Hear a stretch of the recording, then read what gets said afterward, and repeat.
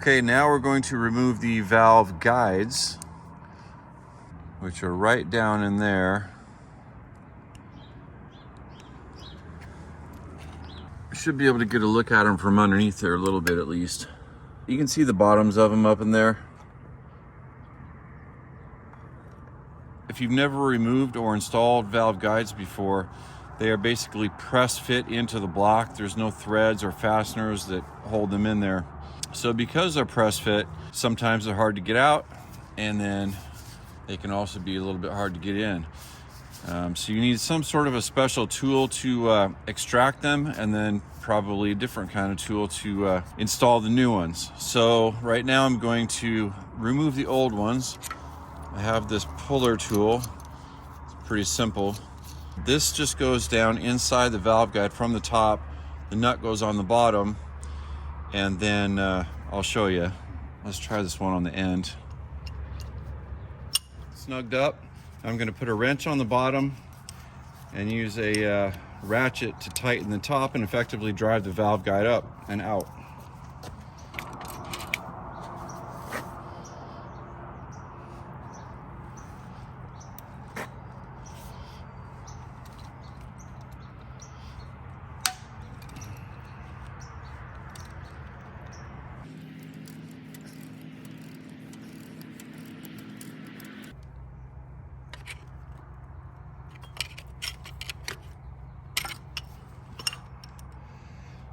There we have it.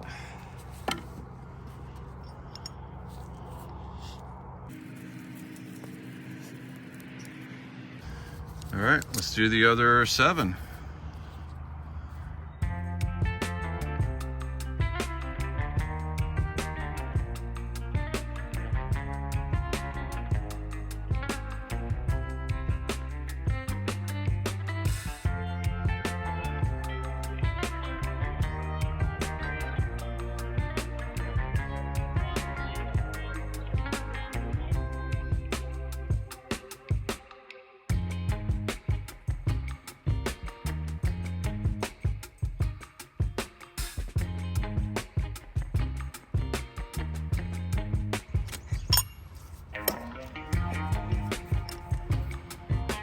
Done.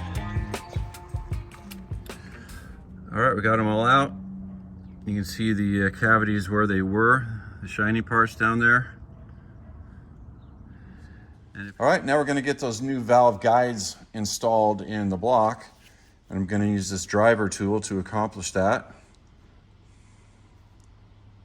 I've had the valve guides in the freezer all night, and let's see what their temperature is. 17, 18 degrees. All right, I've got the bores all cleared out and clean. So let's just go ahead and do this. This part here goes down. So we'll start with number 1.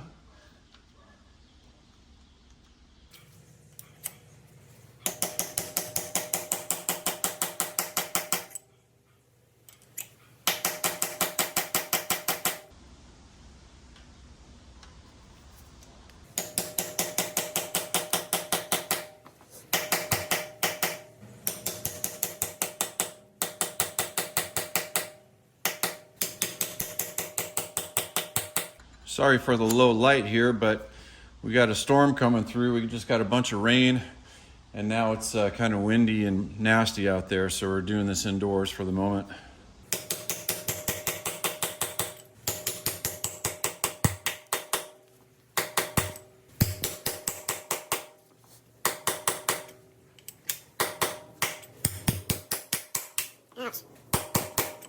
I think that actually worked pretty well.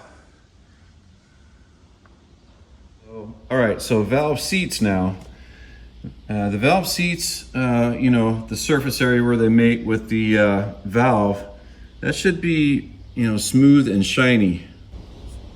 And look at this one right here.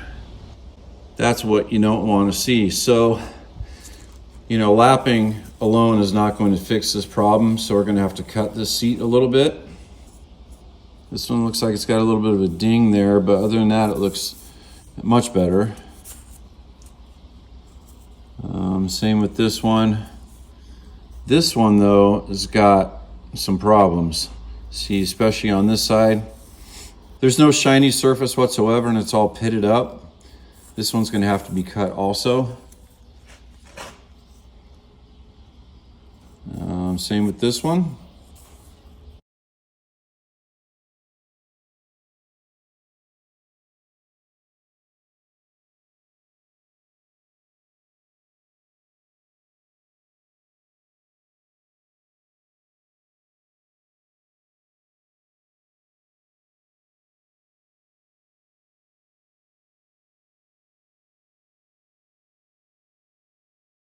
This one you could probably get away with just lapping it, but I don't know. And this last one here, again, it's got some damage to it. So we're gonna have to cut at least half of these. So I might just cut all of them, just very, superficially and gently. All right, so here's the cutter tool I'm going to use. This is a New Way CU 122. It's 1 inch. It's 45 degrees. And that's what the teeth look like.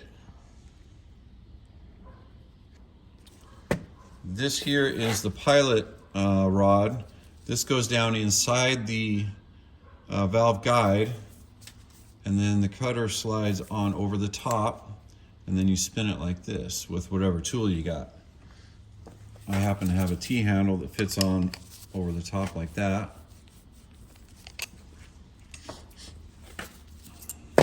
So this pilot rod here is the same diameter as the valve guide, except that it is just ever so slightly tapered as you go up. So you stick it down in the valve guide, and then at some point, right around there, the taper will grab hold of the guide and keep this thing perfectly centered. That's the whole idea.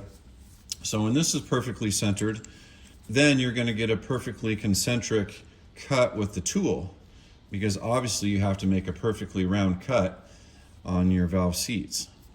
So I'm going to use some of this blue ink. This is a machinist layout fluid. I'm just going to mark the inside of all the valve seats, and that'll just give me a better visual indication on the kind of progress I'm making with the cutter.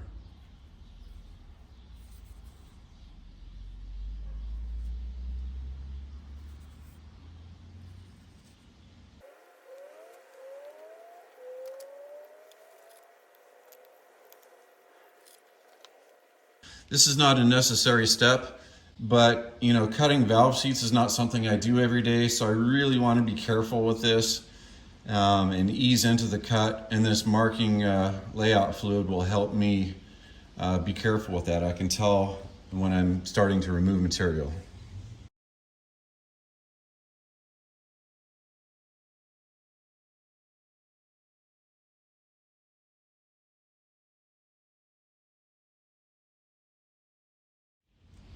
All right, first let's test this pilot rod here.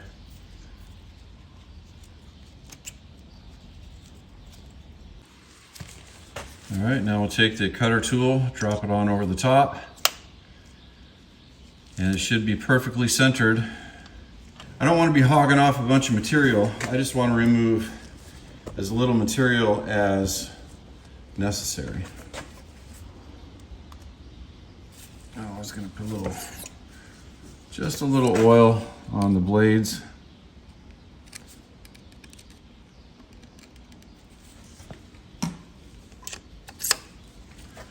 Okay.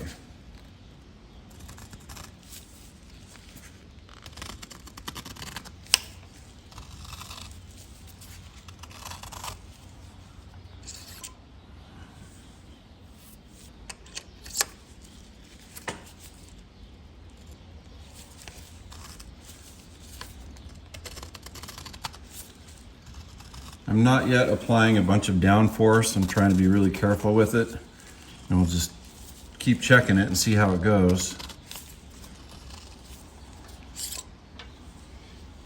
Oh, all right, I'm starting to see an improvement there. See if I can zoom in. So we're definitely making progress. Let's keep going. I just added another drop of oil to each blade. I'm gonna put just a little bit more down pressure. Still not a lot.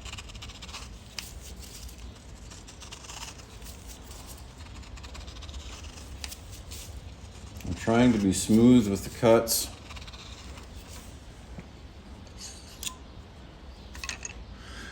We are definitely making progress here. You see that?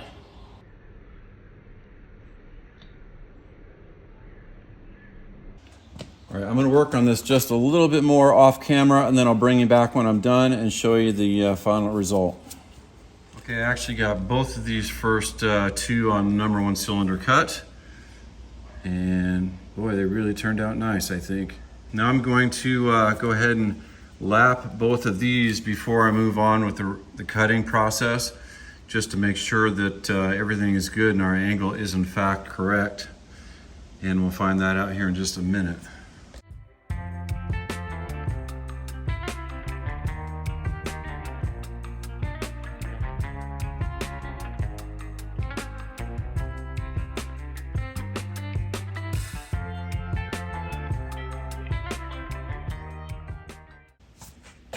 And before I do that, I just want to show you the new valves and how nicely they fit in the guides.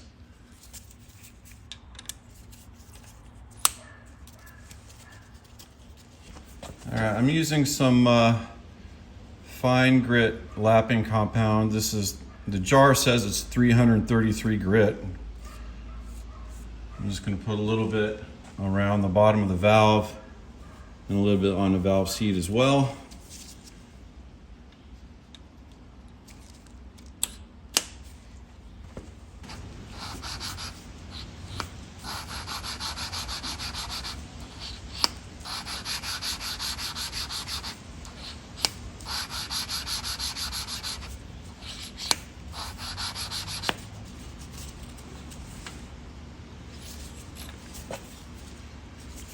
All right, let's wipe this off. See what that little bit did.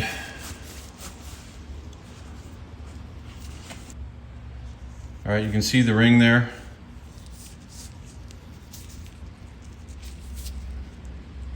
All the way around. Let's do it just a little bit more. I'll do this one as well, and then I'll bring it back.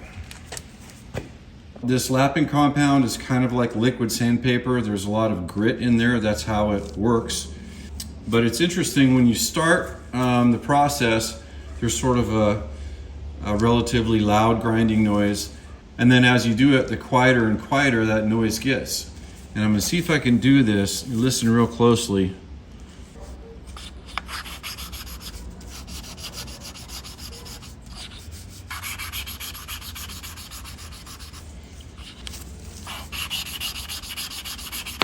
Well, I think you get the idea there.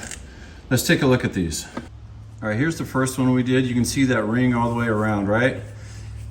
That tells us it's making contact with the valve seat all the way around for that much width of contact, if you will.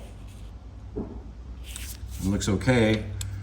This one though is, see how thin that contact is?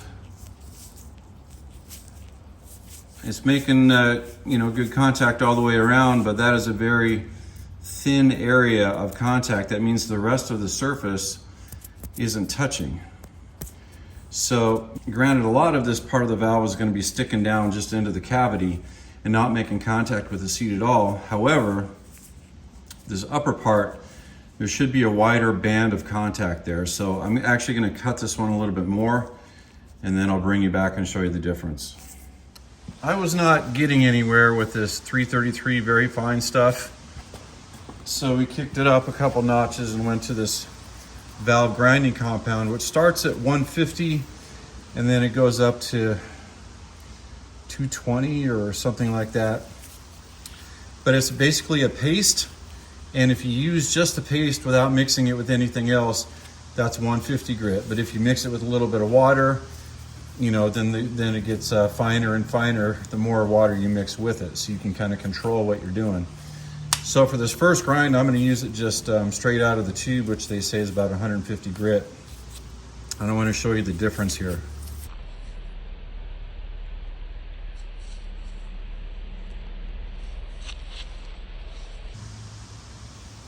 Put some around the bottom side of the valve.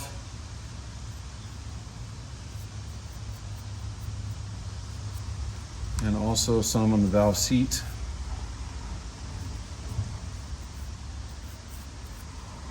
Drop her in.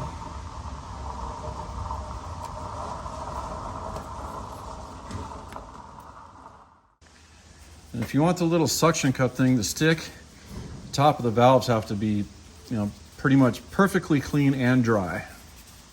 And I also clean the suction cup. I don't use any water or spit or anything else. Just make sure they're both very clean. And then here we go. And you can hear it doing its job.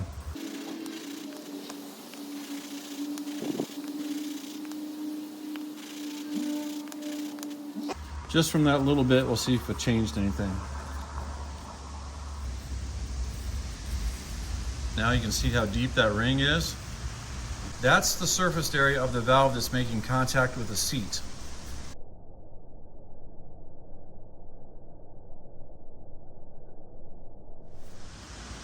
So on this one, you can tell there's that, a little bit of a ring around the top. Then there's a gap, and then there's another very faint ring. See that? We don't want that. We want that all to be making contact with no gaps whatsoever. So we're going to do the same thing on this.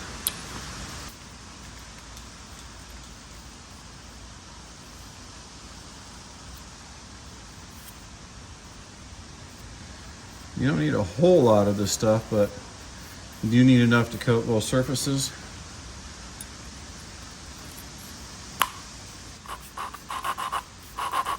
Yeah, you can hear it, right?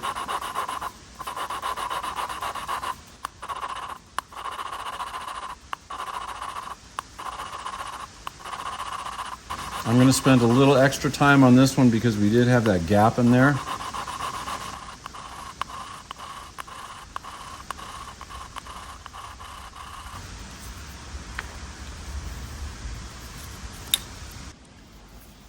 All right, I'm all done with this one now.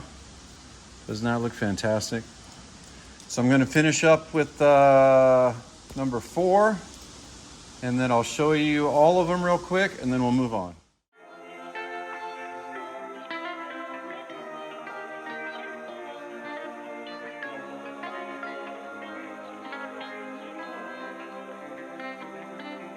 All right, here they are one by one. I still don't have it all cleaned up all the way yet, but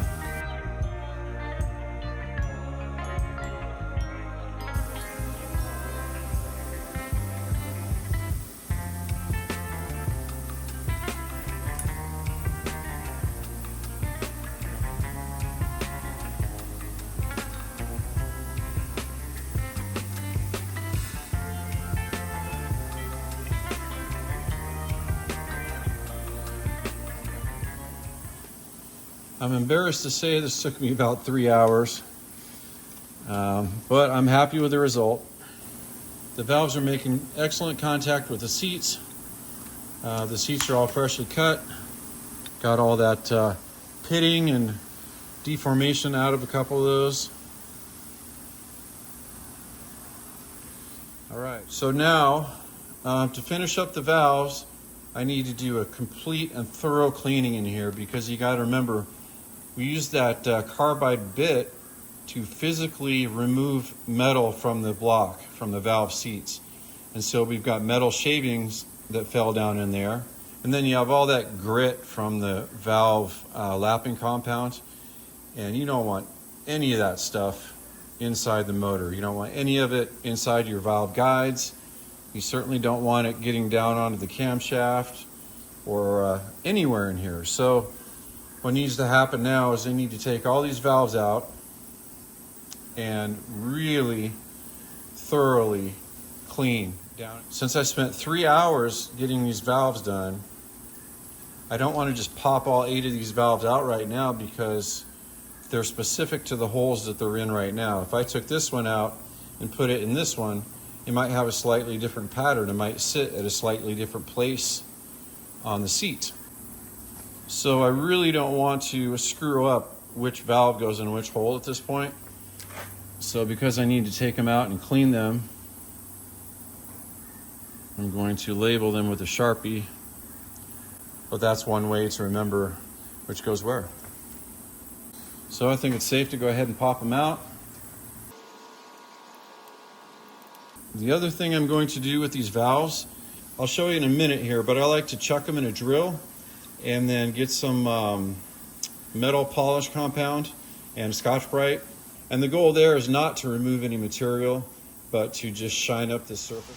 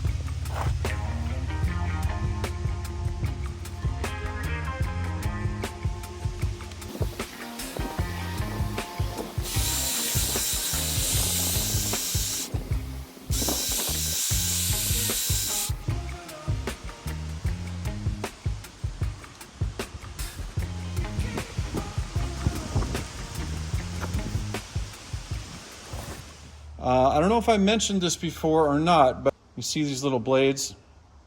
Each one has a set screw. Well, these blades can be moved out and back in depending on the size of the valve seat. So for my Cub, I left them, mostly pushed in like they are now.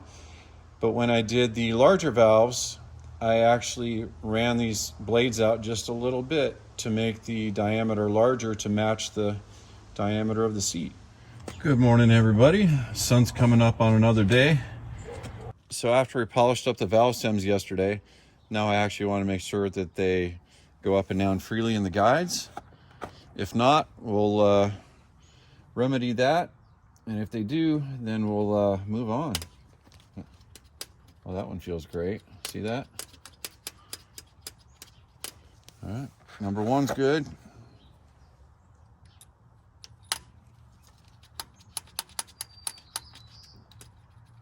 Number two's good.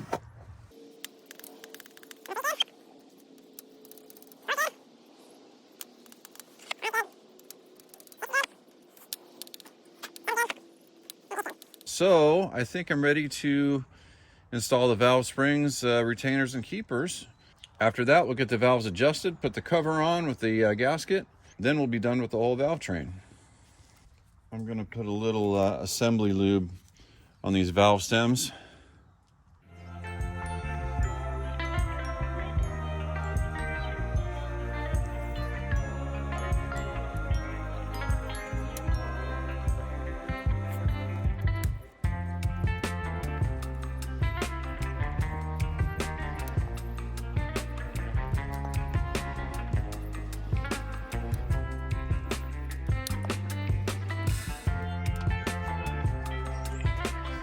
All right, I got new springs in the kit that I ordered, but I did not get new spring retainers, so I'm going to reuse the old retainers.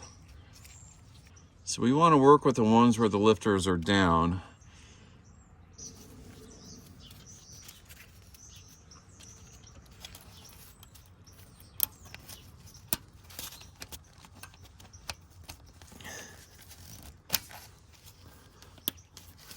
Now we need our spring compressor and put the keepers on. Well, I was able to get my modern spring compressor to work after all. Just have to be smarter than the tool. So I got it figured out. Now let's see if I can get these keepers up here. There's not much room to work. They're tapered, and the narrow part goes up and the wide part goes down.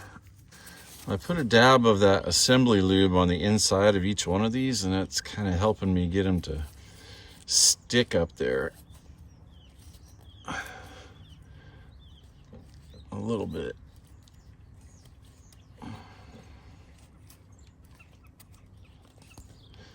I got one on. I don't think I have that other one on all the way. All right, I think I've got those two on there. Let's release the clamp. Hopefully it'll stay.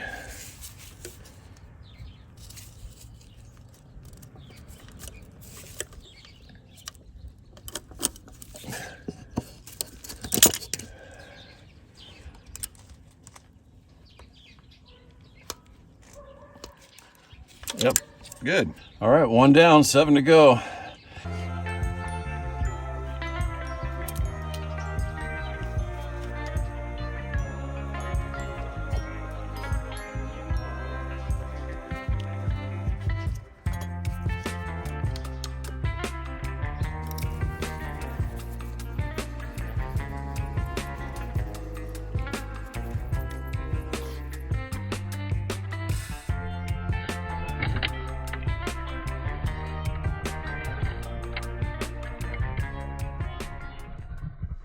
Okay, the springs, the retainers are all installed, and I've got number 3, 4, and 1 adjusted. So now I just want to show you the valve adjustment on the last one here, which happens to be number 2. So I'll rotate that around here for top dead center on 2, which is right there.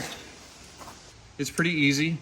You grab the bottom right there with a 1/2 inch.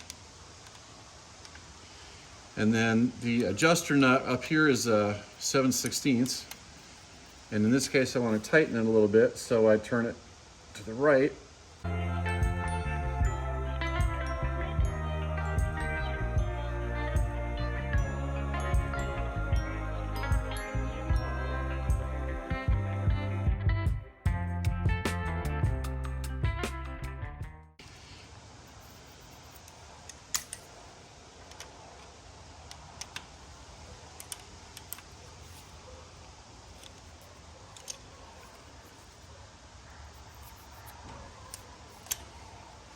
It doesn't take much,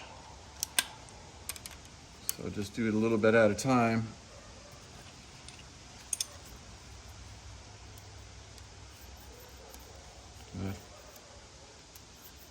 That feels good right there. Keep in mind these are all out of whack because I installed the new valves, right? So we got to start from scratch on all of these.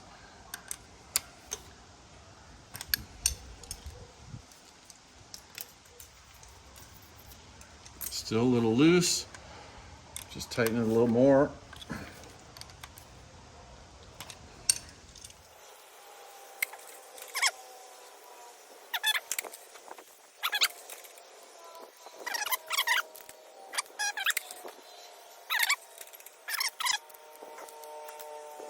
There, happy with that.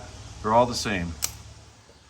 All right, we're gonna give this one last visual inspection, and then I'm gonna button this up.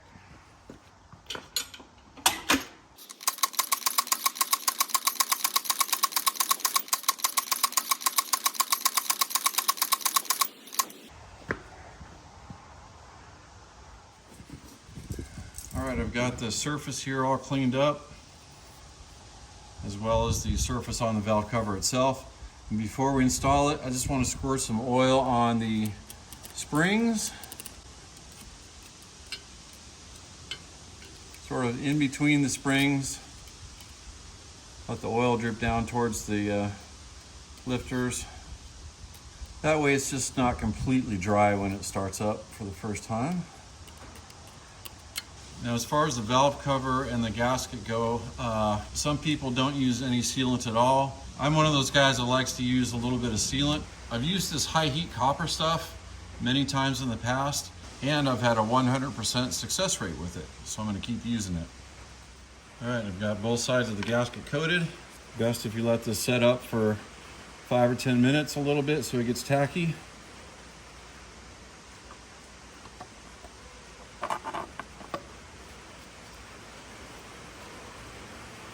And don't forget your new crush washers on the valve cover bolts.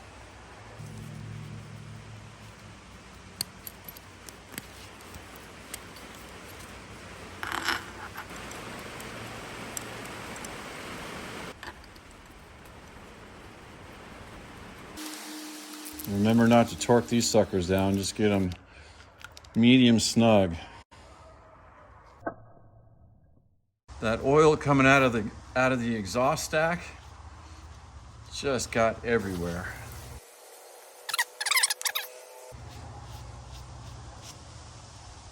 All right, I'm happy with the way the valves turned out. Everything went more or less according to plan. A couple steps just took me longer than I thought it was going to.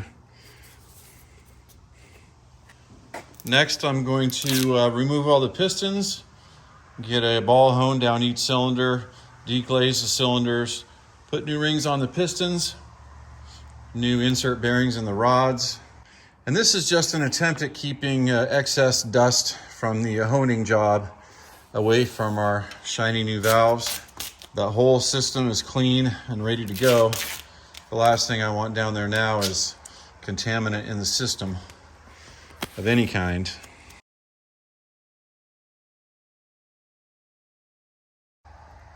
Okay, we're gonna wrap this up. Thanks everybody for watching as always, and I hope to see you on part 3.